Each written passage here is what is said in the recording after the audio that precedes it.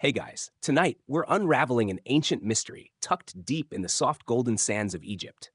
How did temple priests wake up without alarm clocks? Imagine stepping out of a stone chamber before dawn, the cool Nile breeze brushing your shaved scalp, and the entire world slowly lighting with the promise of another sun drenched day. Birds begin their gossip first, hoopoes clicking, ibises honking like irritated geese. The river stirs with hippos groaning in the distance. Insects hum. Temple walls glow faintly with heat left over from the day before, and the scent of dust and sacred incense lingers in the air like a forgotten whisper. Welcome to a world where the sun is God, time is sacred, and the priests of ancient Egypt never, not once, hit a snooze button. Of course, you probably wouldn't survive it. Between the heat, the strict rules, the 3 a.m. wake ups, and the deeply awkward linen wardrobe, it's a lifestyle best admired from the comfort of a soft bed. So, before you get comfortable, take a moment to like the video and subscribe, but only if you genuinely enjoy what I do here. And drop your city and local time in the comments. Let's see how many bedtime travelers we've got sailing the Nile tonight. Now, dim the lights, maybe turn on a fan for that soft background hum, and let's ease into tonight's journey together. You stir as the desert wind pulls across the open slit of your temple chamber. The night is technically still clinging to the horizon, but already the air feels different, drier, more alert. You hear the faintest rustle of palm leaves and the low rumble of oxen somewhere behind the mud brick walls of the outer courtyard. You're awake, but not because anyone called you, or a rooster crowed, or a temple bell tolled. It's the light. Even the whisper of pre-dawn glow on the horizon hits your eyelids like a familiar knock. Your body knows because it's done this every single day for years. This is the rhythm of Ra. Out here in the deep Nile Valley, there's no such thing as sleeping through sunrise. The light reflects off the river like a spotlight, and before long, even the statues are bathed in golden beams. And when Ra, the sun god himself, begins his heavenly boat ride across the sky, you're not just a bystander. You're part of the crew. There's a reason Egyptians aligned everything from their pyramids to their morning routines with the rising sun. The logic was simple. If the god wakes up, so should you. And so you rise. Every part of your body already moving with learned habit. You stretch out your arms, your shoulders cracking softly like dried papyrus, and breathe in. The air smells of dust, crushed lotus, and faintly of the oil that keeps your shaved scalp from drying out under the sun. The first order of business? Washing. Always washing. You move to the stone basin outside your chamber, the water cool from the night. A temple attendant bows slightly, handing you a cloth. You don't speak. There's no need. This is a world where routine is religion, and everyone plays their part. You scrub your limbs quickly. There will be 3 more baths today, but the first one is always the most bracing. Your brain hums like the harp strings of a court musician, just waking, just tuning. In the distance, the courtyard begins to buzz. Not hurried. Nothing in Egypt is ever hurried, but purposeful, rhythmic, predictable. A fellow priest passes you, lips moving in silent prayer, and you both nod. The gesture is part respect, part sleepy solidarity. You know he's been up as long as you have, maybe longer. The interesting thing about waking early here? It's not something you resist. There's no battle between pillow and obligation, no internal debate about just 5 more minutes. Your internal clock is so hardwired by routine and ritual, it doesn't even ask. Historians still argue whether this consistency was due more to religious discipline or environmental necessity. But either way, it worked. A priest who overslept wasn't just lazy, he was impious. Slipping past sunrise meant missing Ra's journey. And nobody wants to start their day on the wrong side of a sun god. And besides, the sounds make it nearly impossible to sleep in. A bull moos somewhere in the sacred livestock pens. A palm branch creaks in the wind like an old wooden door. Priests begin their chant cycles in staggered waves, soft at first but then louder, echoing between sandstone walls and carved colonnades. One priest lights the first incense cone of the day. The scent drifts through the courtyard like invisible fingers poking sleepy souls awake. You feel your stomach grumble faintly, but food comes later. First comes purification, then offerings, then recitations, then sweeping the statue chambers, then preparing the sacred bread for Horus, then maybe, a handful of dates if time allows. Oh, and let's not forget, Someone has to anoint the mummified cat god sitting in the eastern shrine room. She looks cranky when she's dusty. But right now, with the sun halfway above the horizon and your skin beginning to warm under its gaze, you realize something. You don't need an alarm clock because your entire world is the alarm clock. From the steady pulse of the river to the rituals carved into your day like hieroglyphs on a tomb wall, time isn't something you fight. It's something you serve. You've become the living gears of a sacred machine, ticking perfectly along with the universe itself. And maybe, just maybe, that's more reliable than any battery-powered device ever could be. Awaiting continue. Section 2. You've barely finished drying your hands when the first bell strikes. Not a metal clang, not the jarring shriek of a school alarm, but a softer, deeper sound. A resonant thunk from a wooden drum echoed once across the courtyard. That's the signal. Not for breakfast, not for small talk, for duty. You fall into step with a small cluster of fellow priests, all in identical linen wraps, all barefoot, all silent. The sand crunches underfoot like someone grinding sesame seeds in a mortar. You don't speak, and you don't need to. The tempo of your movements, your pace, your turns, they've all been choreographed by years of ritual. You move like a cog in a timekeeping device far older than any pocket watch. You're heading to the inner sanctum now, the part of the temple only the most purified priests can enter. And you're on schedule. Of course you are. The temple is your schedule. Every corridor, every statue niche, every torched bracket tells you what time it is, not in hours or minutes, but in duties. And today, like every day, it begins with awakening the god.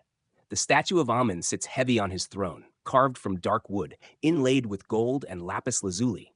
He hasn't moved since yesterday, obviously, but part of your role is pretending that he sleeps, that he wakes, that he eats, and that he needs you. You gently open the shrine's doors and bow low, your forehead grazing the cool stone floor. Behind you, another priest hums the morning invocation, soft as silk. The god's eyes gleam faintly in the torchlight, or maybe that's just your imagination. Either way, he's watching. This is a performance you repeat daily, and it's as precise as a metronome. The hymn must match the sun's position. The cleansing of the statue happens before its first meal, and the anointing with scented oils, cedar, frankincense, cinnamon, must follow exactly 22 steps, not one more, not one less. You're not just doing tasks, you're living a sacred choreography. Forget watches. Time here is measured by incense burned down to the nub, by chants that last precisely as long as it takes sunlight to reach a specific column in the temple. One priest even swears he can tell the hour by how his sandals echo in the eastern hall. Is he exaggerating? Maybe, but probably not. Historians still argue whether temple routines were designed to teach discipline or to maintain cosmic balance. For the ancient Egyptians, the line between those two concepts was pretty much non-existent. After all, if a single ritual is skipped, what happens? Will crops fail? Will the Nile stop flooding? Will cats start barking? You're not about to take that risk. And so, like a well-oiled machine, the temple pulses to its ancient rhythm. There are no clocks on the wall here, just sunbeams, statues, echoes, footsteps, and smoke trails. You glance over to a side chamber as you pass. One of the senior priests is marking a scroll with today's rituals. He doesn't look at the sky or check a dial. He looks at the altar's shadow. It's fallen just short of the lotus-carved platform. That means it's time for the first offering, fresh bread, dates, and a smear of honey. You nod subtly to the priest in the kitchen corridor. He's already got the tray ready. Of course he does. That's the thing about this place. Everything is early, but nothing feels rushed. There's no panicked sprint for the door, no just 5 more minutes grumble, no coffee-fueled breakdowns. Everyone knows what to do, when to do it, and why it matters. The temple isn't just a place of worship. It's a living clock, a self-reinforcing calendar, a sacred routine. The same rituals at the same hour, every single day, for centuries, probably millennia. You wonder if modern office workers could last a week in this place. Probably not. Imagine trying to align your Outlook calendar with the movement of the stars. You chuckle quietly to yourself, and another priest gives you a sidelong look. Emotion is not forbidden exactly, but frowned upon this early, especially in front of the gods. You stifle the smile and resume the chant.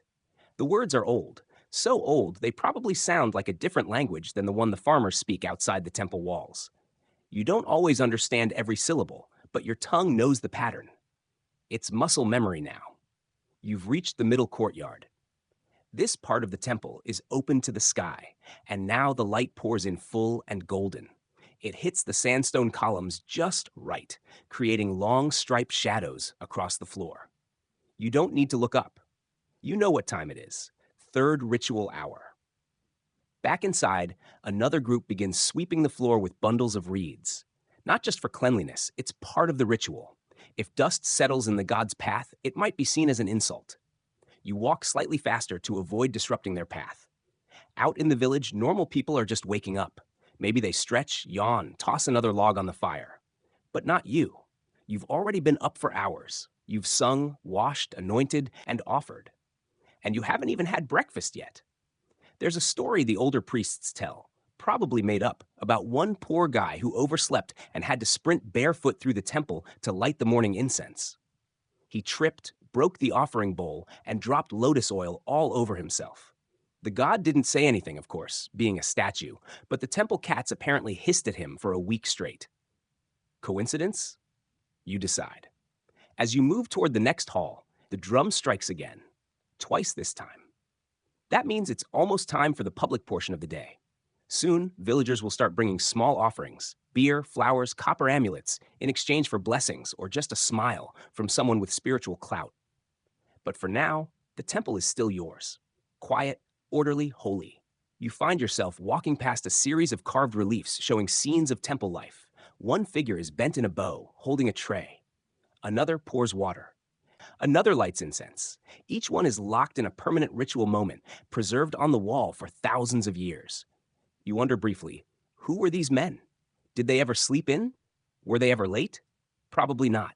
The temple doesn't forget, and it doesn't wait. Awaiting continue. Section 3. As the warm sun rises higher, painting gold onto the massive pylons behind you, you find your thoughts turning to Ra, the solar deity who, quite literally, runs your day. You're not just waking up with the sun. You're tracking the very journey of a god across the sky. And like any devoted crew member aboard his sacred boat, you better keep pace. Every day, Ra rides his sun bark across the heavens, starting from the eastern horizon and sailing toward the west. The Egyptians imagine this voyage like a celestial road trip. In the morning, Ra is young, energetic, just starting out. By midday, he's at the height of his power. And by evening, he's older, weary, heading toward the darkness of the underworld. And you, faithful priest, are tethered to his schedule like a shadow. Each phase of Ra's journey determines your temple duties. Morning rituals must match Ra's emergence in the sky. Midday chants align with his strongest blaze. Evening prayers guide him into the duet, the underworld. Which, by the way, is where things get a bit weird. Because Ra's journey doesn't stop just because it gets dark. According to the old stories whispered under temple arches and muttered by old scribes, Ra continues through 12 perilous hours of the night, facing monstrous snakes, rivers of fire, and the chaos serpent Apophis himself. And when he reemerges at dawn, you better be awake to greet him. Historians still argue whether this was all metaphor or if the priests genuinely believed Ra was fighting off nightly apocalypse. Either way, it's not exactly something you want to sleep through. So you stand beneath a sunlit courtyard, watching the beams drift down, and you feel the weight of this divine rhythm. It's more than routine. It's cosmic maintenance. Your inner clock isn't set by hours. It's tuned to the sky itself. The sun hits a notch on the wall, an architectural feature carved centuries ago to mark the equinox, and you know it's time to check the votive lamps. Not because someone told you, but because your body feels it. You walk across the stone floor, feet brushing sand, the faint scent of oil lamps and myrrh teasing your nose. Another priest joins you, carrying a linen pouch filled with dried petals. You nod in greeting. He nods back. Together, you move toward the Hall of Offerings. The statue of Hathor glows in the morning light, her cow ears soft and solemn. Her smile is as eternal as the sun itself. You place the petals in a brass bowl, light another lamp, and offer a chant. The words pass over your tongue easily. You don't think about the meaning anymore. They're embedded in your muscles like your spine or the arches of your feet. It's a curious thing. how the god's daily journey mirrors your own, not just in the temple, but in life. As a young priest, you were eager, hungry to serve, rising like the morning sun. Now you're in your mid-cycle, competent, confident, surrounded by routine. One day, perhaps years from now, you'll find yourself in the temple's western corridor, where the elder priests go to chant at dusk. And then, you'll follow Ra into the darkness. But that's a long way off. Right now, Ra is shining fiercely in the sky, and the temple responds in kind. People outside the gates have begun their day. Fishermen cast nets in the Nile, merchants lay out clay beads and linen bolts in the market, and farmers already sweat beneath the sun as they tend to their precious barley. But inside these sacred walls, time doesn't feel like it's passing. It feels circular, repeating, familiar, comforting, even. You glance up at the high columns overhead, painted with blue stars and golden vines. The sun flickers through the gaps like it's winking at you. Or maybe that's just the incense messing with your eyes. One of the younger priests, barely old enough to grow facial hair, nearly stumbles over the step leading into the incense chamber. You catch his elbow gently. Eyes forward, you whisper, barely audible. He blushes, embarrassed, then straightens up. You remember being that age, nervous around the sacred fires, afraid of overpouring the lotus oil. The older priests didn't say much, but their frowns could carve stone. You pat him on the back. Ra doesn't wait for nerves. A slight grin tugs at his lips. And just like that, another cog turns. It's around this hour that the sunlight begins to hit the large sundial embedded in the temple floor, an oblong slab etched with 12 divisions. Each division corresponds to an hour of Ra's journey. It's more symbolic than scientific, but it helps visitors feel like they understand the rhythm, even if they don't really live it like you do. Some tourists once came through, led by scribes and guards. One asked, "How do you tell time without clocks?" You didn't answer, of course. But the question amused you. Time is everywhere. Time is in the wind, the shadows, the way a pigeon circles the courtyard at exactly the same hour every day. It's in the flicker of candlelight when Ra reaches his zenith. You don't need clocks when you live inside a god's daily routine. And besides, it's not like modern people are immune to strange rituals. You once overheard a merchant mumble about how he always eats figs when the moon is full to ensure good dreams. Not exactly scientific. But then again, neither is Ra fighting a fire-breathing snake every night, so the world doesn't end. Tomato. You step back into the main hall and feel the change in temperature. The sun has shifted, casting deeper shadows now. You take a deep breath. Your morning duties are nearly finished, but the day is far from over. Soon, the midday hymns will begin, and Ra will blaze in full glory overhead. But for now, you sit quietly near a small fountain, letting the cool spray catch your skin, and you watch the rays of sunlight shimmer off the temple walls like ripples in water. This moment isn't marked on a calendar. It doesn't come with a bell or a gong. But you know, because you live by Ra's rhythm, that this is the pause between breaths, the stillness before the next sacred task. And if you listen closely, really closely, you might even hear the whisper of the sun's bark drifting slowly across the sky, pulling all of time along in its wake. Awaiting continue. Section 4. You're brushing tiny petals from the sleeve of your linen robe when you hear it, a low, echoing chant from the western chamber. The midday hymn. Just as expected, right on time, always is. You rise, joints crackling slightly, nothing alarming, just the usual wear of temple floors in a life lived barefoot, and make your way toward the sound. The air here is thicker, warmed by sun-soaked walls and crowded with incense. It smells like cinnamon and time itself.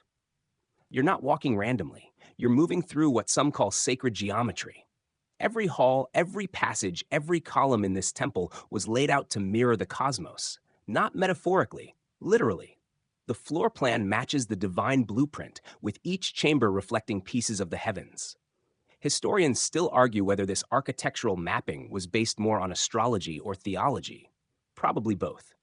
Egyptians loved a good cosmic double meaning. But for you, it's just how things are. You pass under a carved lintel inscribed with images of stars and cobras, the latter representing Wadjet, protector of the sun god. She's always coiled just beside Ra's path, keeping chaos at bay. Inside the western chamber, the senior priests are already arranged in 2 rows, chanting slowly, in alternating verse. Their voices rise and fall like a boat bobbing on the Nile. You slip into place, careful not to break the rhythm. One priest gives you a brief glance, just to confirm you're in sync. You are. The chant isn't just words, it's a marker. Its length is designed to span the solar zenith, the point when Ra reaches his highest station overhead. And here's the fun part. You can't fake it. You either match the sun's passage or you don't. The architecture will tell on you. There's a slit in the stone roof above the altar, a small rectangular opening that, for a brief moment each day, floods this chamber with a narrow shaft of light. When the beam strikes the golden eye embedded in the center of the altar, the hymn must hit its final note. If the chant ends early, you've misjudged. If it lingers too long, same problem. Either way, it means your internal rhythm is off, not yours today. As the final verse rolls off your tongue, the golden eye gleams, blinding, perfect, right on the mark. You don't smile, but your eyes do. No alarm clock ever taught you that. Just practice, patience, and the ability to listen, to your breath, to the sun, to the echo of your own steps on the polished stone. After the chant, there's a moment of reverent silence. Not imposed, just natural. Even the air seems to pause. Then movement resumes. Two priests carry in a tray piled high with bread, figs, onions, and roasted duck. No one will eat this. Well, not at first. The offerings are for Ra, for Hathor, for Thoth, depending on the day and the chamber. But later? Once the ritual's done, the gods having metaphorically dined, the food gets redistributed among temple staff. You included. It's a nice perk of divine service. A younger priest to your left whispers, "It smells better than yesterday." You tilt your head toward the tray. "Fewer onions," you murmur. "Someone learned from last time." Because here's the thing they don't teach in temple school. Even gods prefer balanced seasoning. Once the food is placed, you anoint the tray with wine and press a lotus blossom into a shallow bowl of milk. Every gesture, every ingredient corresponds to an hour, a phase, or a specific myth. The duck? A nod to Ra's transformation as a sun goose. Yes, that's a thing. The fig? Symbol of rebirth. The milk? Nourishment for the sun god during his most powerful hour. And as you make the offerings, your mind drifts a little, just for a moment, to the broader world outside these temple walls. There's a myth you've heard whispered among visiting scholars that somewhere far to the east, another civilization uses sand and water to tell time. They call them clepsydras, water clocks. Small bowls filled with liquid that drip, drip, drip to measure out the hours. Ingenious, really. But you wonder, what happens when the bowl cracks? Or the sand clogs? Or a priest gets distracted and forgets to reset the basin? Your system doesn't break, because it's not mechanical. It's living. You're the timekeeper and the time itself. The rhythm exists because you walk it, sing it, breathe it, and you never forget. Maybe you doze occasionally. You're human, but you never oversleep. That would mean more than embarrassment. It would mean disrupting the solar engine. Not a great look. There's a story, probably exaggerated, about a former priest who got lazy and started trying to simplify the rituals. Condensed chants, fewer steps, less incense, more naps. They say the next week the Nile refused to flood and locusts ate half the grain stores. Coincidence? Maybe. Or maybe the universe noticed the slack. You're not about to test it. After the offering, there's another hymn, shorter this time, meant to seal the ritual. The sunbeam has shifted now, sliding off the golden eye. Ra is past his zenith. Time for the downward arc of the day. Evening's coming. You feel it in your bones. Not fatigue exactly, but that slow loosening. Like the temple itself is exhaling. A breeze finds its way through a slit in the upper stones. It brings with it the scent of papyrus, of river reeds, of dust baking under a relentless sky. You take it in. Even the wind keeps time here. And outside, a shadow creeps across the stone threshold of the temple gate. It's moved since morning. Not much. Just enough to mark the 4th solar hour. You know that by heart, too. Not because of clocks. Not because of timers. Because every stone in this place, every crack, every carving, every stray cat sleeping in the shade, all of it is time. And you, sleepy priest with lotus oil on your hands and chants in your throat, are both its servant and its keeper. You pause just outside the chamber now, watching the sunlight paint the courtyard. A young acolyte scurries by, late for scroll duty. You raise an eyebrow. "Hour 4, you call softly. You're drifting. He skids to a halt, bows, and darts away. You smile, not unkindly. After all, you were once the one sprinting. But not anymore. Now you're part of the rhythm. Section 5. You step out into the afternoon light, the sandstone courtyard radiating heat up through the soles of your feet. The midday blaze bounces off the whitewashed walls, dazzling enough to make you squint. But your eyes are used to it. Just like your ears are used to the flutter of linen robes and the low drone of insects weaving between the columns. This is the hour of transition, when Ra begins his descent across the sky. His golden bark tips westward, and shadows grow long. The light starts to lean sideways, turning everything a little softer, a little quieter. For the priests, this is also when duty shifts. The senior group, you included, trade places with the younger initiates who will be managing offerings to the lesser gods, Anubis, Bes, and maybe a side shout out to Taweret, the goddess of childbirth who looks like a pregnant hippo wearing crocodile armor. Don't ask. You're heading toward the inner archive now. A cool chamber where scribes copy sacred texts with brushes made from bundled reeds. The air in here smells like ink, old parchment, and human effort. And this, oddly enough, is where time itself is managed. Not with clocks, but with calendars. Carved, painted, sung calendars. One scribe looks up as you enter. You're just in time, he says, smiling. You tilt your head. To do what? To update eternity. He gestures to a low bench where a stone tablet waits, half inscribed. Beside it, a bowl of ochre pigment and a tiny dish of black carbon ink. You settle in. This is one of your more delicate duties. Recording the epigomenal days, those 5 odd days outside the regular 360-day Egyptian calendar. Days set aside for the births of 5 major gods: Osiris, Horus, Seth, Isis, and Nephthys. These extra days don't fit into any month. They're liminal, sacred, slightly dangerous.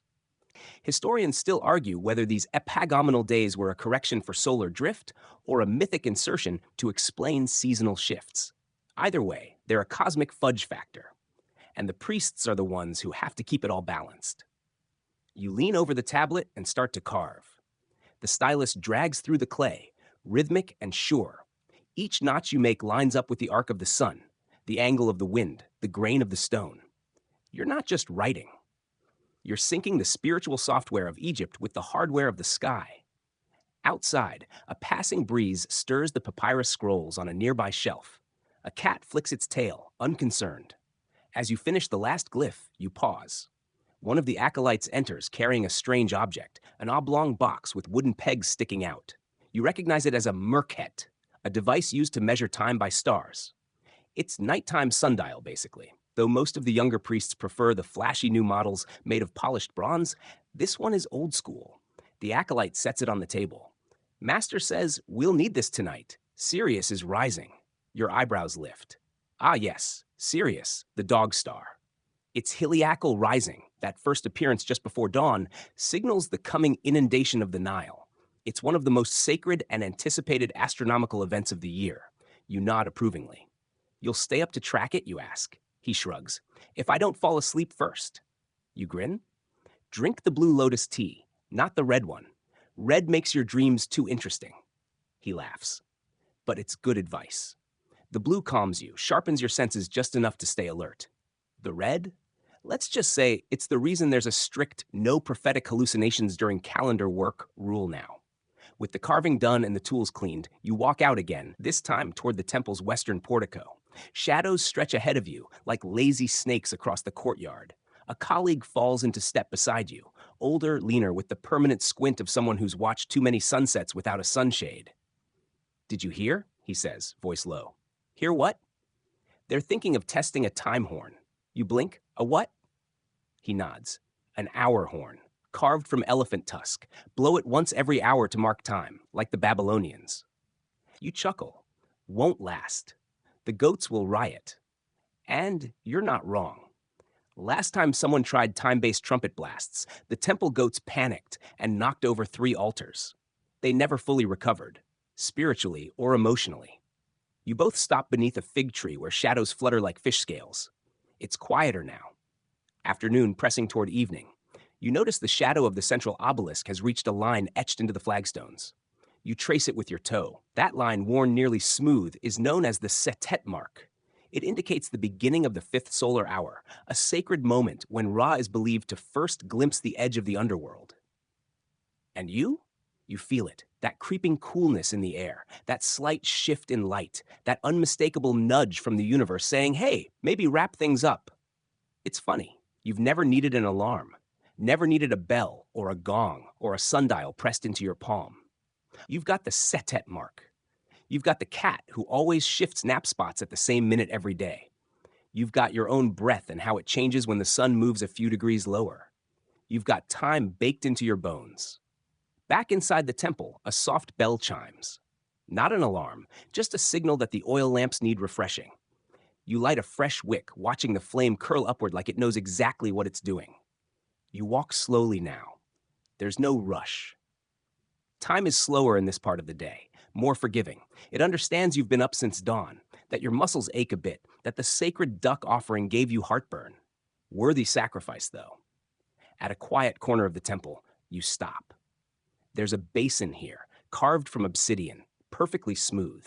You peer in and see the reflection of the sky, and you realize, this basin? It's a clock too. One that shows you the hour not by numbers, but by what's above your head. There's a bird soaring overhead. A kite, perhaps. Maybe a falcon. You can't tell from here, but it circles 3 times, then glides westward. That's enough for you to know. Ra is on the descent. The final leg of the daylight voyage begins, and you, sleepy sunlit timekeeper, are right on schedule. Awaiting, continue. Section 6.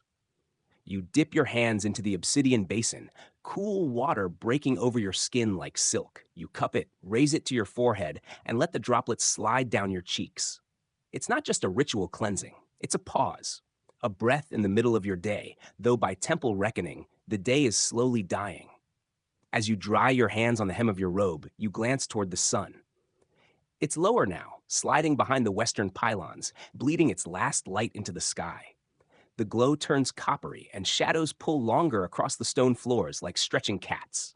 This is the golden hour, not just in color but in name. The hour when priests prepare for what's called the evening descent. It's when Ra, god of the sun, begins his perilous nightly journey through the underworld aboard his solar bark. And guess who's got front row tickets? You do. Along with the other initiates gathered in the hypostyle hall. This is the largest space in the temple, crowded with columns painted in reds and greens, their tops carved to look like open lotus blossoms. Their sheer height makes you feel like a beetle in a papyrus thicket. The air here is cooler, dimmer, and carries the faintest scent of old fire and flower oil. You move into position, facing west, and take up your part in the ritual. It's a performance, really. You become one of the protectors of Ra's bark, chanting the incantations that are meant to help him ward off the serpent Apophis, chaos incarnate. The text of the ritual is old, so old, in fact, that no one speaks the language in daily life anymore. You memorize it phonetically, like a sacred song in an ancient tongue. And yet you feel it, how each syllable seems to hum against the architecture like it was always meant to be sung here. Your voice joins the others, rising with theirs, slow and melodic, like a boat pushing through reeds. The temple acoustics carry it upward, folding it into the rafters, where bats sleep and owls wait for dark. This part of your daily routine is vital, not just symbolically. You actually believe that without these words, without this ceremony, Ra would falter, the sun would vanish, and morning would never return. Historians still argue whether this was literal belief or layered metaphor. But honestly, who cares? Whether it's magic or meaning, the point is, it works. The sun keeps coming back. You keep waking up. Balance is preserved. And here's the thing. The timing of the evening descent ceremony doesn't come from some water clock or elaborate timepiece. It's cued entirely by the sun's angle, its precise position as it dips below the western wall. There's a carved eagle on one of the pylons, its eye made of polished stone. When the sun strikes that eye directly, the ritual begins. Miss the cue, and you failed. But you never do. You've watched that eagle your whole life. You know when its eye starts to glow. You can feel it in your ribs before it even happens. The chant ends just as the last sliver of sunlight disappears behind the horizon. You lower your hands, breath still steady from the rhythmic singing. And just like that, night. No fanfare, no dramatic plunge into darkness. Just the soft shift of light and the sudden awareness of crickets. It's cooler now. A breeze slips into the temple through narrow corridors, brushing against your skin like the touch of a silk scarf. You step out into the open-air courtyard, where oil lamps are being lit one by one, their flames flickering in the dusk. This is when things slow down. Fewer tasks, more watching, more listening. And, yes, more dreaming. You make your way toward the priest's quarters. A modest room carved directly into the temple's thick stone, sparsely furnished with a reed mat, a scroll chest, and a clay jug of lotus tea. The scent of the tea alone is enough to make your shoulders relax. You sit back against the cool stone, sipping slowly. It tastes like sleep wrapped in flowers. And though it's tempting to close your eyes right here, right now, you know there's still one more task before true rest. You have to read the stars. Out in the courtyard again, you lift your eyes. The sky is velvet now, stitched with the early glint of constellations. The first to rise? The goddess Sopdet, what modern folk call Sirius. She's not fully visible yet, but close. Very close. Another priest joins you, older, with a staff carved like a shepherd's crook. You nod to one another. "She'll crest before the second hour of night," he murmurs. "I can feel it," you reply. He chuckles. "Feeling time, better than measuring it." That's the difference, you think. Other civilizations might track time. The Babylonians with their ziggurat shadows. The Greeks with their clever mechanisms. But here, you become it. You embody it. There's no separation between the ticking of the cosmos and the rhythm of your breath. A young priest begins setting up the Merkhet, that ancient star clock device you saw earlier. He aligns it with a fixed star, then uses a plumb line to measure the angle of Sirius's rise. It's a careful business. One slip, and the timing for the next few days will be off. But he's steady. He's been trained well. By you, actually. You lean against a pillar and watch. Somewhere deep in the temple, you hear the slow beat of a drum. A soft pulse, like the heartbeat of the earth itself. It's a signal, the beginning of the second watch of the night. And still, no clocks. You're 6 full sections into your day. You've woken, washed, prayed, sung, carved, offered, chanted, and waited. All without hearing a single alarm. And you've never once been late. You've felt the tug of the sun as it arcs overhead, the hush of the shade as it stretches long, the whisper of dusk as it sinks into stone. You've measured time with fire, breath, birdsong, shadow, scent. Not because it's convenient, but because it matters.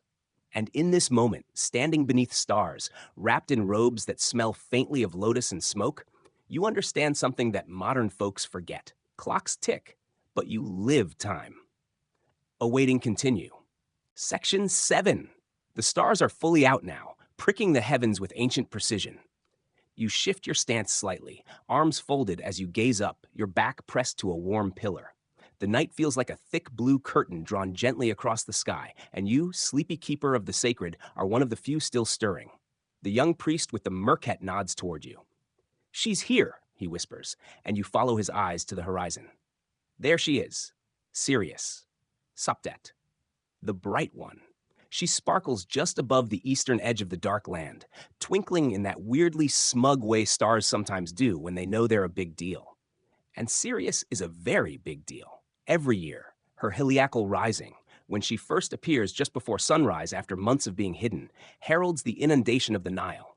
That flood, chaotic and beautiful, is the very lifeblood of Egypt. It fertilizes the black earth, reshapes the land, and tells farmers exactly when to plant. Miss the rising and you miss the flood. Miss the flood, and well, no pressure, but everyone starves. No pressure at all. You've watched for her every year since you were an initiate. Sometimes clouds played tricks or desert dust blurred her edges, but you always knew when she came. You could feel her rising in your bones, like a drumbeat in your chest, or a flicker behind your eyes. Historians still debate how the ancient priests could time Sirius's appearance so accurately, whether they used star charts, horizon markers, or some deeply intuitive sky reading passed down orally. Truth is, it's probably all three, plus a healthy dose of not wanting to get fired by Pharaoh. Tonight is just a regular sighting, though, not the heliacal rising. That won't come for another few weeks. But still, seeing her always makes the temple feel quieter, like she's listening. You close your eyes briefly. The air has cooled, brushing against your skin like a whisper. Somewhere in the distance, a dog barks, probably sacred. Most animals around here are. Back inside, the temple is transitioning into night mode. Torches burn low. Incense curls like ghost smoke through the halls. Acolytes pad barefoot along stone corridors, delivering offerings and tending lamps. You follow the scent of blue lotus and sandalwood to a side chamber few ever enter. The Chamber of the Night Scrolls. Only senior priests are allowed here. You push the heavy wooden door, which creaks theatrically, because of course it does, and step inside. Rows of cubbyholes line the walls, each holding rolled scrolls wrapped in protective linen. Some of these texts haven't been read aloud in generations. They're reserved for special celestial events. Others are nightly readings, meant to ease Ra's passage through the underworld, hour by hour. You pull one from the third row. Its papyrus is soft with age, the ink faded but still legible. As you unroll it, you notice a tiny scribble in the margin, a doodle of a beetle wearing what looks suspiciously like a tiny hat. You smile. Even ancient priests got bored sometimes. You bring the scroll into the antechamber and settle cross-legged before a small altar. The flame from a nearby oil lamp flickers, casting golden light across the papyrus. You begin to read aloud, not loudly, just enough for the sound to fill the space, to wrap around the statues and slip into the cracks of the old stone. The text speaks of Ra's journey through the 12 gates of the underworld. Each gate is guarded by serpents or demons, and each must be passed in a specific order. Get it wrong, and the sun doesn't rise. No pressure. But as you read, it's not the threat that stays with you. It's the rhythm. The slow, measured cadence of the words. You find yourself breathing in time with them. The story unfolds like a song or a heartbeat. This isn't just myth. It's a clock, a cosmic one. Time here isn't measured in ticks or numbers. It's told in stories, passed down through ritual, song, flame, and voice. You're not just recounting Ra's path, you're keeping the minutes of eternity. By the time you reach the final line, your voice is hoarse but steady. You replace the scroll gently, wrap it in linen again, and slide it back into its niche. Another priest is waiting outside the chamber. "Third hour begins," he says. You nod. Of course it does. You can feel it in your bones, in the way your joints begin to stiffen just slightly, in the pitch of the insects outside. No one needs to tell you. The temple, your body, the stars, they're all synchronized like parts of one enormous celestial orchestra. You walk the perimeter of the sacred grounds, half as is your task during this watch. It's quiet out here, the kind of quiet you only get in deserts and temples. Every footstep echoes. The stone underfoot is warm from the day's heat, but cooling rapidly. A soft wind whistles through the colonnades, carrying the scent of distant sand and something faintly metallic. Maybe starlight. You pause near a shrine to Thoth, the ibis-headed god of wisdom and timekeeping. A statue of him stares back at you with obsidian eyes. You'd love wristwatches, you whisper. But would he? Thoth deals in broader strokes. Millennia, not milliseconds. You drop an offering, just a single dried fig, into the bowl before the statue. You don't need to. No one told you to. But it feels right, like tipping your waiter in the divine cafe of time. And here's a secret you've learned over the years. Timekeeping isn't about control. It's about harmony. About moving in step with something so vast and ancient, you can only barely perceive it. Like dancing with a mountain, or high-fiving a thunderstorm. That's why you don't need alarms, or clocks, or hourglasses. Because you've spent your life listening to the rhythms around you, tuning your senses to every cue, the shadow on a wall, the tone of a chant, the temperature of the stone beneath your feet. You are not above time. You are not outside it. You are time. And as the fourth hour of night approaches, you draw your robe tighter, exhale through your nose, and smile faintly to yourself. Still no clocks. Still never late. Awaiting continue. Section 8. You blink slowly at the horizon, where a faint glow is starting to gather, more suggestion than light, like the sky trying to remember how to be blue again. The fourth hour of the night is fading. Soon it will be the fifth, and after that, the sixth. The final turn before dawn. But you don't check a dial. You don't need to. You feel it in your marrow, like how a bird knows when to migrate, or when a cat mysteriously appears in the kitchen 3 seconds before you open a can. Your feet carry you silently back into the temple, where the others are already stirring for the morning rites. Some are whispering prayers in corners. others are rubbing the sleep from their eyes, moving with that groggy reverence only those trained in midnight hours can manage. You know that feeling well. It's the weight of sacred responsibility mixed with not having had a proper nap since Ramses was a toddler. A novice bumps into you, nearly dropping a tray of resin incense.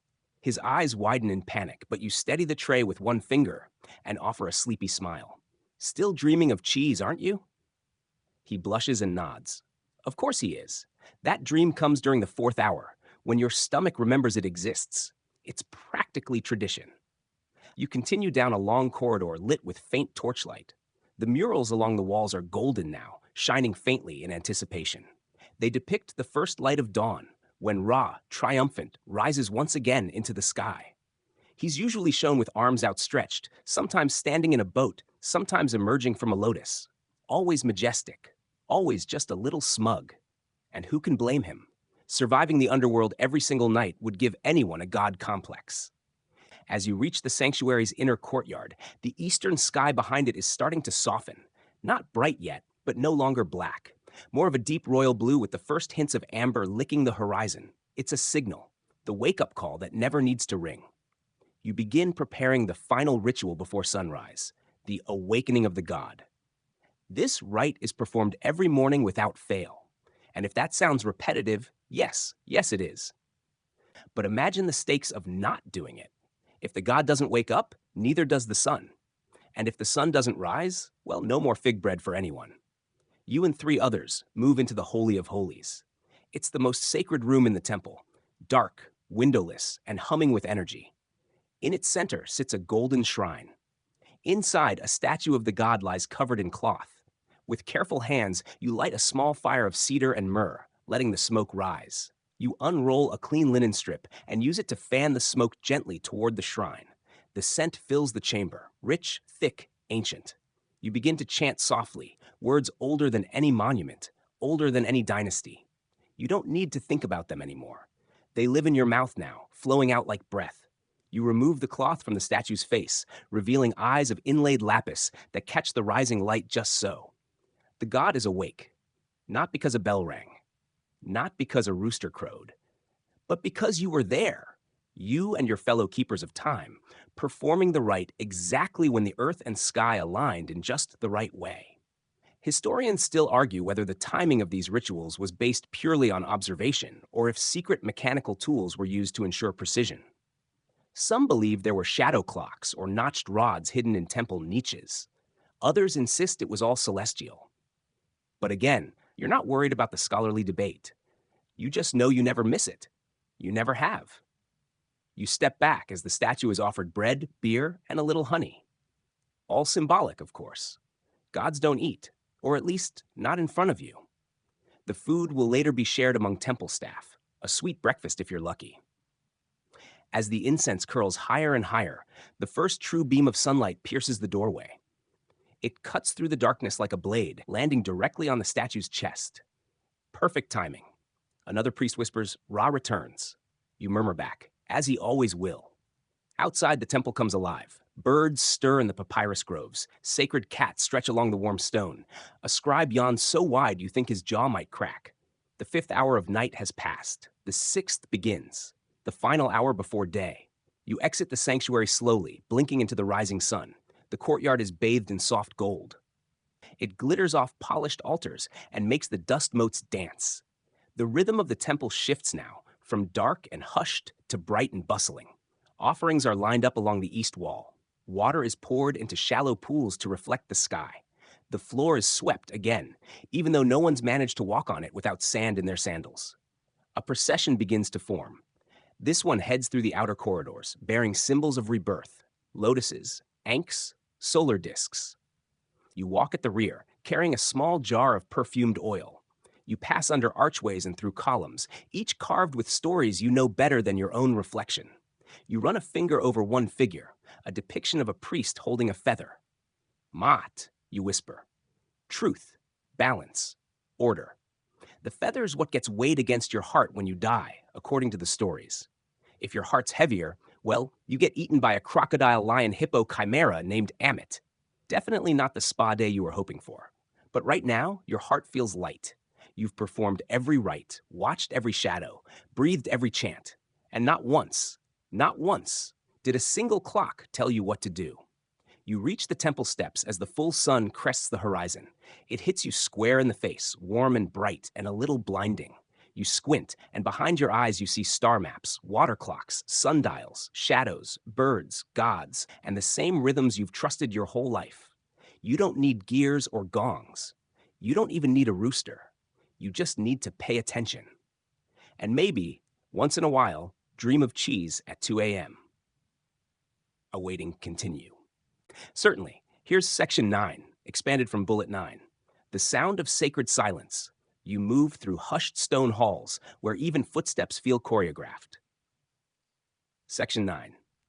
You step lightly across the smooth limestone floor, every movement deliberate, every breath measured. The hush that blankets the temple is deep and thick, the kind of silence that isn't just absence of sound, it's a presence in itself. The kind that settles over your shoulders like a woven linen shawl and presses gently into your ears. Not oppressive, not eerie, just sacred. Outside, the buzz of the city hums along the Nile. You catch it in small glimpses, distant oxen braying, the clatter of ceramic jars, even the faint arguing of market traders. But in here, in these cavernous temple halls, those sounds die like echoes that never even started. Here, silence has rules. It has a schedule. It is holy. Your sandals barely scuff as you walk between the towering columns. These aren't just stone supports.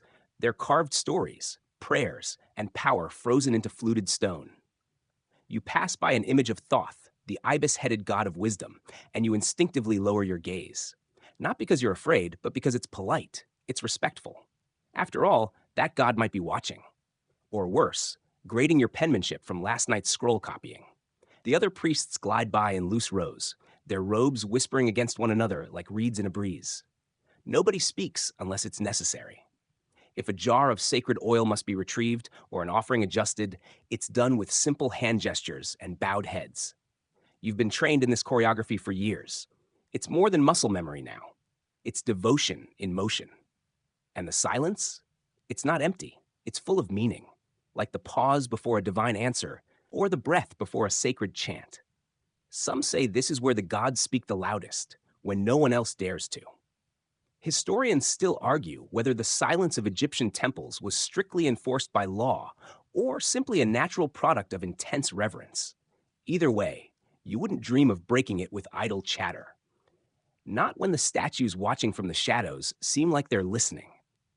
You pause at the Hall of Offerings, where the air is warm with the faint scent of frankincense. Incense curls lazily into the air like the thoughts of the gods themselves. The flickering oil lamp sends shadows dancing across the walls, illuminating the golden tableware waiting for the next offering. You check everything: placement, freshness, symmetry. Yes, even fruit can be symmetrical if you try hard enough. Your fingers trail across the edge of a basalt basin. Cool, smooth, solid. You feel grounded here, like this stone has known every priest who ever came before you. Maybe it has. Some of the temple bowls and urns have been used for centuries. Generations of silent prayers poured into them like water, evaporating upward toward the heavens. Then there's the sound you do notice. The subtle click of your fingernails brushing against the limestone wall, the faint slap of water dripping into a channel, the distant hoo of an owl tucked into the high eaves of the roof. These are the temple's whispers. It's reminders that life still flows around the sacred and the still. In a side chamber, a junior priest struggles to place a ceremonial fan just right beside a statue of Isis. You don't speak, of course. You simply walk up behind him and shift it 2 fingers to the left. He nods, relieved, and mimics the gesture with another item on the opposite side. Symmetry matters. A crooked display might offend the goddess. Or worse, the high priest. As you move into the central sanctuary, the stillness thickens. This is the Naos, the innermost room, home of the god's sacred image. The doors are rarely open to the public. In fact, even you see it only during certain ceremonies.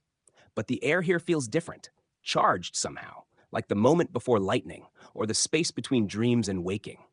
This is the quiet that kept the ancient world turning, the kind that made time slow down and thoughts stretch long.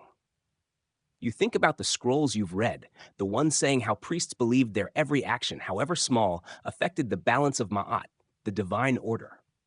Drop a sacred spoon? Might want to offer a prayer or two. Mispronounce a hymn? Better fast for a few days. Timing and intention are everything, and silence gives both the room to exist. There's a quirky fringe theory, one of your favorite kinds, that suggests temple acoustics were carefully engineered to create spiritual resonance. That certain chants, when sung in precise pitch, would echo in such a way that they'd make you feel like the gods were literally humming back. Is it true? Well, you once sang a hymn too loudly and knocked a ceremonial sistrum off a shelf, so maybe. Of course, not everyone in the temple honors the sacred hush. The sacred cats, for instance, have no interest in your solemn vows of quiet. One just yowled from somewhere deep in the complex, demanding someone's attention. You smile to yourself. Even in the holiest of spaces, cats still think they're gods. Maybe they're right. Still, even with the occasional feline protest, you find peace in this routine. In this place where words are spare, but meaning is dense. Where every carved relief on the wall speaks louder than a shouted decree. Where silence isn't empty, it's just full in a different way. And as your footsteps echo softly down the hall again, you wonder how long this temple has stood like this. Centuries? Millennia? You bet tourists will be gawking at these stones long after your bones are wrapped and sealed and stashed in a tomb the size of a modern closet. But for now, you're here, you're breathing, you're walking, and somehow, you're keeping cosmic order intact without saying a word. Word count, awaiting continue. Section 10. There's no official lunch break in your day, but there is something even better. The sacred nap. Yes, believe it or not, as an ancient Egyptian priest, you are a firm believer in the power of the midday lie down. Not because you're lazy, but because you're wise. Or at least that's what you tell yourself as you slip off your sandals and tuck into a shaded alcove behind the temple's outer wall, where the breeze still sneaks in and the sunlight stops just shy of your toes. You've already offered incense to 3 gods, recited over 50 lines of a hymn without a mistake, and guided a jittery novice through the delicate task of washing a god's statue without accidentally toppling it. You deserve this nap. The temple is a flurry of activity even in the heat, but you know how to find stillness in the chaos. You've mastered the art of the half-hour recharge, the priestly power nap that keeps your senses sharp and your spirit steady. Historians still argue whether the daily rhythms of priests included formal rest periods or if naps were more of a well-guarded privilege passed down by savvy elders. Either way, you've made it a spiritual practice. Some days, you dream of the gods. Other times, you dream of accidentally leaving your kilt untied before a ceremony. Both dreams wake you up with equal urgency. There's something about the temple at midday that makes everything feel a little dreamlike anyway. The stone walls radiate stored sunlight, humming gently with warmth. The papyrus screens cast wavy shadows across the floor like rippling water. And for these fleeting moments, you don't have to chant, organize, polish, supervise, or interpret anything. You just breathe. And yes, you do actually sleep. None of this meditative rest nonsense people assume priests are doing. You're out like a snuffed oil lamp. Until, of course, the sound of a ceremonial drum echoes from the courtyard, or a junior acolyte bumps over a basket of bread rolls and starts a miniature panic about who touched what and where. That usually brings you back. You stretch your limbs slowly, trying not to creak like one of the old cedar doors. You've perfected the art of waking gracefully. No one needs to see a priest stumble out of a nap with pillow lines across his face. Not when decorum is practically a sixth sacrament. Back to work you go. You collect a copper basin from the storeroom, brushing off bits of straw and checking for dents. You inspect a basket of lotus flowers meant for tonight's ritual bath. You notice one's wilted and deftly replace it, because you know if someone presents a limp flower to a statue of Hathor, she might just send every priest a dream involving a jackal chase through quicksand. But you know what gets you through the second half of the day? The knowledge that you're not the only one secretly worshiping at the altar of the sacred snooze. Every priest has his favorite nap corner. High-ranking priests might even claim full side chambers, draped in linen and smelling faintly of cedarwood and ambition.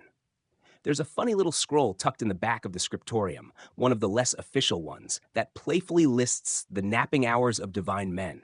It ranks nap spots in order of seniority, with notes like too bright afternoon, watch out for lizards, and haunted by a snoring initiate, proceed with caution. You've added a note yourself once. Best breeze in temple, just don't let the cat find you. And yes, the cats often do find you. One in particular, a sleek, boss, golden-eyed menace named Mew, likes to curl up at your side as you drift off. It's a mutually beneficial arrangement. You get warmth and soft purring. She gets a priest who won't immediately shoo her away. She also gets first dibs on any leftover honey cakes tucked in your sash. The temple guards rarely nap, but you suspect even they sneak moments of stillness. After all, the gods might be eternal, but you're just human. Even the most pious spirit is housed in a body that gets sore, sweaty, and sleepy, especially in the heat of the Theban noon.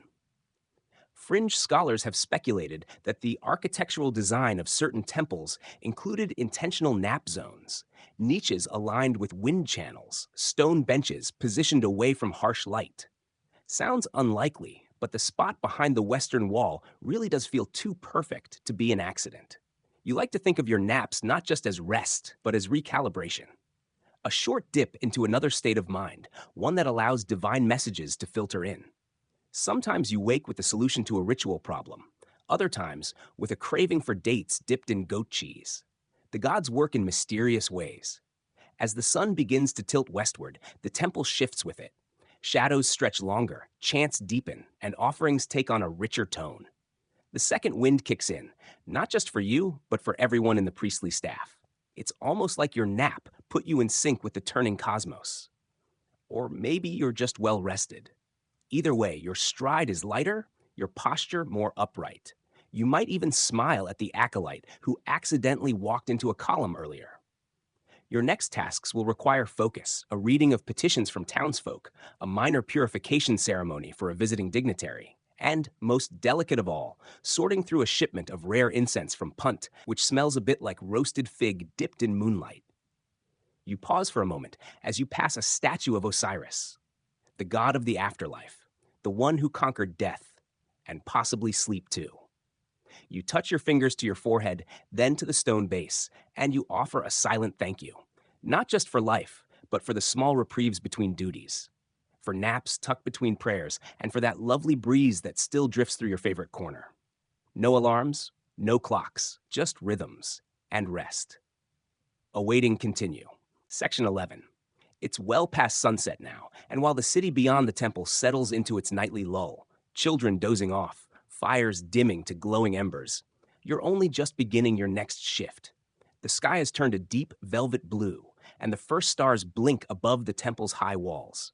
Your feet crunch softly on sand-dusted stone as you make your way to the library chambers. Tonight is a scroll copying night. You can already smell the ink, the earthy, slightly metallic tang of soot mixed with water and gum arabic. Your tools await: fine reed brushes trimmed just so, a set of sharp styluses, a stack of fresh papyrus sheets cut from the delta's marshes. You settle into a cross-legged seat beside a flickering oil lamp, its flame doing that little sway dance that always makes you think it's trying to hypnotize you. The silence is different now, deeper, almost secretive. By day, the temple feels like a performance. By night, it feels like a confession. You're copying spells from the Book of the Dead tonight, formulas for safe passage, instructions for weighing hearts, magical names to shout in the afterlife's more bureaucratic corridors. You glide your brush across the papyrus with care. This is no time for typos. One mistake in a spell could mean someone gets turned into a frog in the duat instead of successfully navigating to paradise. Probably not a crowd pleaser at funerals. You pause to stretch, your back cracking like old bark. Then you glance at the doorway. You're not alone. You never are during night shifts. Another priest walks silently past, carrying a tiny lantern and muttering what sounds like a blessing for the dead. Or maybe he's just cursing the copyists who misspelled a god's name 3 scrolls back. It happens more than you'd think. Historians still argue whether all priests were trained scribes or if only a select group bore the burden of endless transcription. Either way, you drew the short read. Again. Still, there's something strangely comforting about writing by lamplight. The world narrows down to just you, the gods, and the next perfect hieroglyph. You get into a rhythm, your brush following patterns like muscle memory from a past life. You wonder if you've done this before, perhaps in another incarnation, another temple, still trying to perfect the Eye of Horus with a steady hand. But not all night shifts are so tranquil. Some require you to do something less scholarly and more haunted. Guarding the tomb chambers isn't your favorite duty, but tonight it's on the schedule. And no, it's not because someone expects a heist. You're not exactly worried about tomb raiders rappelling from temple rooftops in loincloths. The real reason? Ritual protection. As the stars wheel overhead, you descend a narrow stairwell lit only by the blue glow of your oil lamp. The walls press close, heavy with the scent of cool stone and incense smoke. You reach the chamber where a newly placed mummy rests, wrapped tight and sealed with amulets. You offer a brief prayer and sit cross-legged beside the entrance. Your job is simple. Don't fall asleep, and don't freak out. Easier said than done when one of the walls seems to breathe. You remind yourself it's just your eyes playing tricks in the low light. But your ears? They're traitors. Every creak of wood, every scratch of rat claws, every shifting pebble becomes a potential ancient curse awakening. You tell yourself the gods wouldn't let a priest get eaten by a cursed canopic jar spirit. Probably. There's a quirky fringe theory that priests used to test their courage and purity by performing night vigils in the tombs, hoping to receive dreams or warnings from the dead. You try to stay focused, but your imagination goes rogue. A mummy blinking once, a statue of Anubis turning its head, a distant whisper that clearly said your name in ancient tongue. You decide it's probably just Mew, the temple cat, doing her rounds. Maybe. Still, these night shifts aren't just about spooking yourself silly. They're acts of devotion. Guarding the dead is guarding eternity itself. You believe that. You have to. Otherwise, you're just a grown adult sitting in a dark room with a bunch of desiccated strangers and a slow-burning lamp that seems a bit too flickery right now. You pull your robe tighter and recite a short hymn to Osiris. Your voice is quiet but steady. The dead deserve comfort too, and your presence is part of that promise. Plus, singing helps drown out the sound of whatever that was in the corner. Definitely just the wind. Yep. Eventually, the lamp sputters low, and you're relieved by a younger priest, blinking blearily and clutching a small talisman like a child holding a stuffed animal. You pat his shoulder, an unspoken, "You got this," and retreat back upstairs where the cool night air greets you like a friend.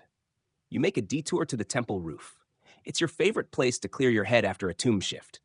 The sky feels closer here, the stars sharp and vast. You can pick out Sopdet, the star linked to the goddess Isis. You trace her shape with your fingertip against the black sky and let yourself believe she sees you. You stretch again, the joints in your legs reminding you that you've been kneeling in awkward positions for most of the night. But there's a satisfaction in it, a kind of tired only the truly devoted understand. Your mind hums with copied spells, half dreams of ancient tombs, and a strange comfort that settles over you like the last note of a chant. You've made it through another night shift, still no alarm clock, still no sleep, still somehow in rhythm with the cosmos. Awaiting continue. Section 12.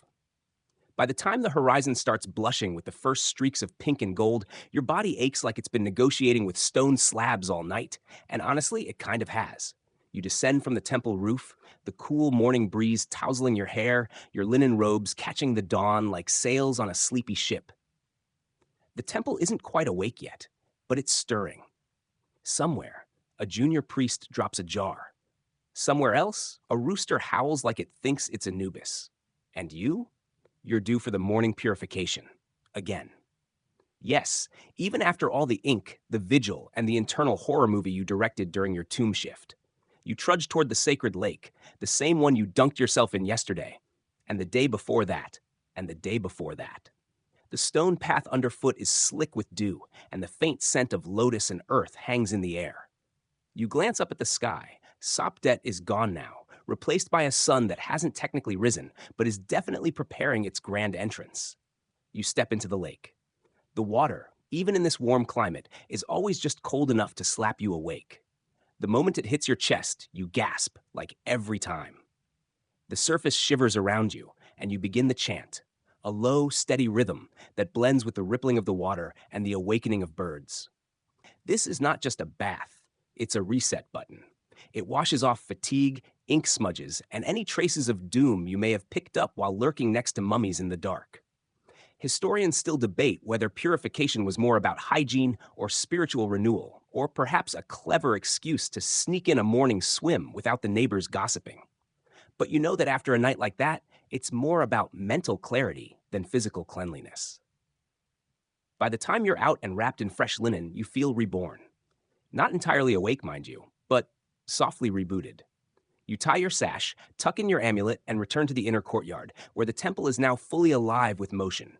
Sandals slap, bells chime, and incense curls up in the air like a spirit stretching after a nap. And you? You're about to face a crowd. Not of tourists, obviously. They haven't been invented yet. These are townspeople, farmers with petitions, nobles with whispered questions, fishermen who claim they've seen omens in the Nile. Every one of them has a worry wrapped in reverence, and you're expected to untangle their lives with grace and wisdom, and ideally, before breakfast. You take your seat under the shaded portico. A clay cup of barley tea is passed your way, and even though it tastes like slightly sour bread in liquid form, it helps.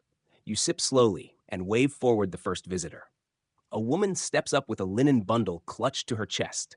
She lowers her eyes and speaks quickly, the kind of voice people use when they're trying not to cry. Her son, she says, has been sleepwalking. Every night he rises and wanders to the riverbank, eyes wide open, but unseeing. She's terrified the river god Sobek is calling him. She wants to know what offering to give to make it stop. You nod slowly, asking the usual questions. You don't promise miracles, but you offer her a small prayer scroll. Instruct her to hang it above his bed and suggest placing a black stone at the threshold to bar spirits from entering. Whether it's magic or just reassurance, she leaves with shoulders less hunched.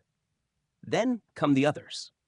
A merchant who thinks his rivals have cursed his grain sacks. A shepherd who dreams of scorpions every night. A boy who claims he saw a winged lion in the sky and can't stop drawing it in the sand. You listen, you interpret, you guide, and sometimes you admit it. You improvise. You tell them what they need to hear, cloaked in tradition and just enough mystery to feel sacred. There's a theory, a rather fringe one, that priests of your era were early therapists in linen robes, offering ritualized counseling sessions before psychology had a name. And honestly, on days like this, you can't disagree. Except you do it with less Freud and more falcons. At one point, an elderly man approaches and starts talking before you even finish your tea. He's ranting about his neighbor's donkey giving him side-eye and how this is obviously a sign of demonic possession. You take a deep breath, recommend a cleansing ritual involving salt, beer, and shouting at the donkey under a full moon. He seems satisfied. The temple bell chimes high noon. You're starving. But before you can escape to the mess chamber, you're summoned for something a little more peculiar.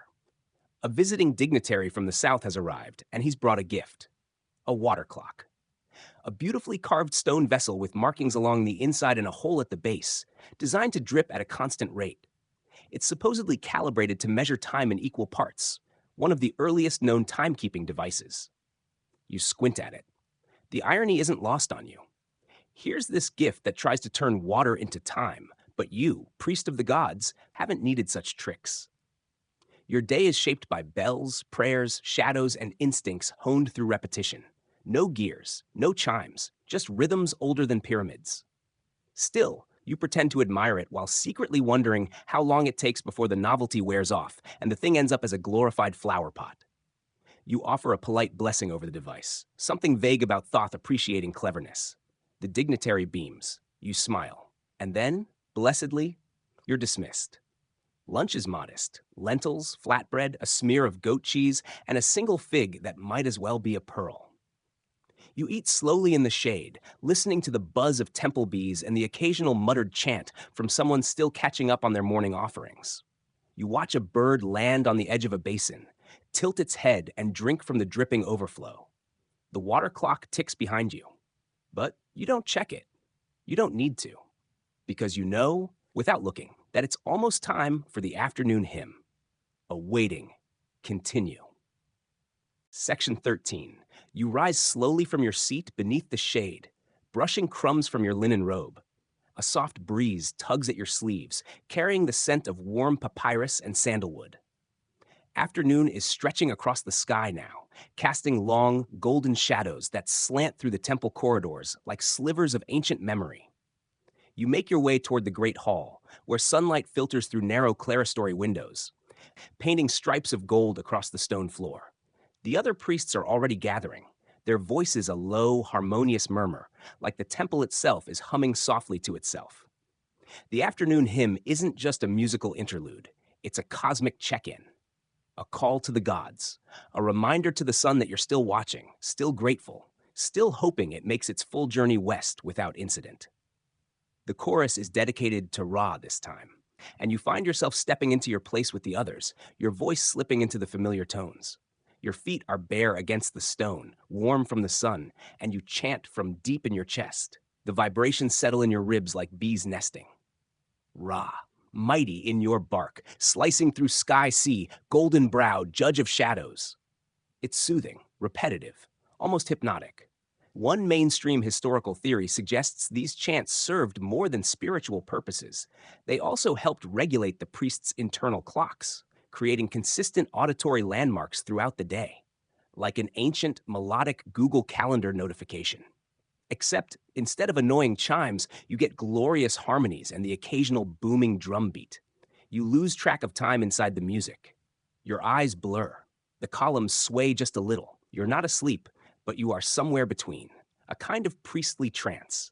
And in this hazy lull, memories bubble up, learning your first chant by rote as a boy, the time you forgot a line and pretended it was a secret verse, that one priest who belched mid-hymn and insisted it was a sign from Bez. The hymn ends, the sound trails off like silk slipping through fingers, and for a moment there's silence, not awkward, not empty, just full of breath. You bow, as do the others. The ceremony dissolves, but your duties don't. A group of younger initiates awaits you in the courtyard, their fresh-faced, eager, and alarmingly awake. Your task now? Supervise their afternoon instruction. You suppress a groan and paste on a patient smile. It's time for priest school. You lead them toward a shaded corner near the statue of Thoth, the god of wisdom, scribes, and big ibis energy. The boys and girls gather in a loose circle, fidgeting with reed pens and half-squished bundles of wax. You hold up a palm and begin with a lesson in calendar lore. Yes, calendars. Because, plot twist, ancient Egyptians didn't just know what time it was, they knew what kind of time it was. Sacred days, lucky days, days you probably shouldn't trim your beard unless you wanted to anger the wrong deity. You draw in the sand with a stick. Now, what's the difference between a lunar day and a civil calendar day, you ask? A few students blink. One confidently says, one involves the moon? You nod gravely. Excellent. You'll go far. You go on to explain how their 365-day civil calendar was ahead of its time, literally. No leap years meant it drifted slowly across the seasons, but the priests adjusted through other means, rituals, observations of stars like Sopdet, and the cycles of the Nile. Time is not a line, you say. It's a spiral, like the coil of a snake. Sometimes it loops. Sometimes it bites you. They laugh, nervously. You raise your brows. Yes, metaphorical snakes. Usually. A quirky fringe theory suggests that priests used subtle mnemonic tricks to encode days, rituals, and omens in chants, turning oral traditions into timekeeping tools. Whether or not that's true, you do admit, singing a list of unlucky days to the rhythm of a drum beat makes it way harder to forget that you're supposed to avoid onions on the 17th day of Hathor's month.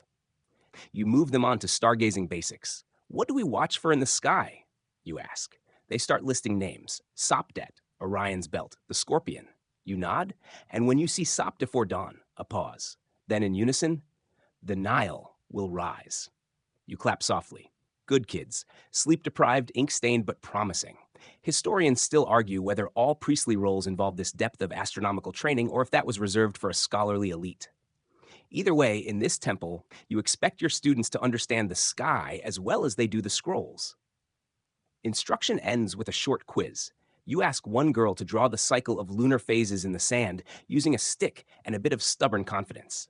She draws a slightly lopsided moon, grins sheepishly, and you nod. Close enough. If the gods wanted perfection, they'd do it themselves. The sun has now begun its descent toward the western horizon. You feel it, not just on your skin, but in your bones, like a tide going out. You send the students off, telling them to practice their chants before dinner. As they scatter, you linger by the statue of Thoth. His beaked face remains impassive, but you like to think he appreciates your teaching style. Casual, but thorough. A little sarcastic. Deeply caffeinated if coffee existed. You trace a circle in the dust with your foot, another loop in the spiral of your day. A soft bell chimes in the distance. You have an hour before your next ritual. You think about napping, but that's dangerous. A short nap could turn into a very long one, especially when you've been up since the moon was still bragging about itself. Instead, you go find a quiet alcove near the library, prop your back against a sun-warmed wall, and close your eyes, not to sleep, but just to listen. You hear sandals passing on stone, a young priest humming off-key, a hawk shrieking from the roof beams. And beneath it all, the slow, steady rhythm of the temple breathing. You don't need an alarm. You already know what time it is. Awaiting continue. Section 14. The final stretch of sunlight spills across the courtyard like honey, rich and golden, sticky with the weight of the day. You stand again, your knees a little slower, your spine issuing a mild complaint, and make your way back toward the sanctuary. This time, you're not alone. 3 other senior priests flank you, each silent, each caught in their own layer of thought. It's time for the evening ritual. The main chamber darkens quickly once the sun starts to sink, shadows rising like ink from the stone floor. But the flicker of torches, gently lit one by temple attendants, creates a cocoon of amber glow. You take your place near the altar. It's a different role now, not the lively chants of morning or the cerebral drone of instruction. This is quieter, more reverent, like whispering at the edge of the divine. You reach for a bundle of herbs and toss it into the brazier. A hiss, a curl of fragrant smoke. The scent is sharp and sacred, juniper, frankincense, and something bitter that always makes your nose tingle. The altar is cleaned, the offerings arranged just so. Small cakes, carved vegetables, and a handful of dried fish wrapped in leaves. Nothing extravagant, just enough to say, hey gods, we haven't forgotten you, even though we've had a long day. Then comes the reading. You unroll a scroll. The ink is fading, but you know the words by heart. It's one of the sacred stories, how Osiris was reborn, how Isis tricked Ra into giving up his secret name, how Horus lost and regained his eye. You speak it aloud, slowly, your voice echoing off the chamber walls. The tale dances between myth and memory, a reminder of order, of Ma'at, because that's really what this is all about. Ma'at. Not just truth, not just balance, but the rhythm of it. The sacred heartbeat that pulses through every cycle, sunrise to sunset, flood to harvest, chant to silence. One fringe theory out there suggests these myths were coded instructions for astronomical cycles. That Isis and Horus were celestial metaphors rather than just gods. That somewhere in the story of Osiris, there's a map to Venus's rotation. You're not sure you buy it, but then again, you also once saw a chicken walk into the sanctuary during a lunar eclipse. So, weird things happen. You pause, take a breath, and extinguish one of the smaller lamps. The room dips deeper into shadow. This is when you say the prayer of closing, not a farewell, just a gentle, reverent until tomorrow. You bow. You step back. The other priests do the same, their robes rustling like distant waves. Then, one by one, the offerings are wrapped and carried off, either to the storage room or the bellies of temple cats, who seem to have impeccable timing when it comes to snack hour.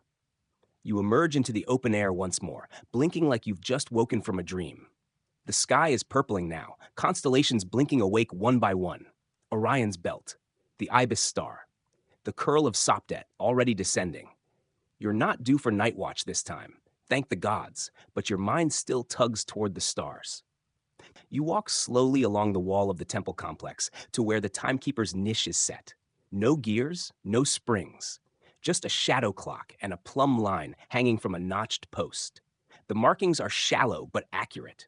A priest recorded the sun's positions over and over until the pattern etched itself into stone. Even in this fading light, you can tell it's nearly the 13th hour of the day. You smile. You knew that already. No alarm, no bell, just years of noticing.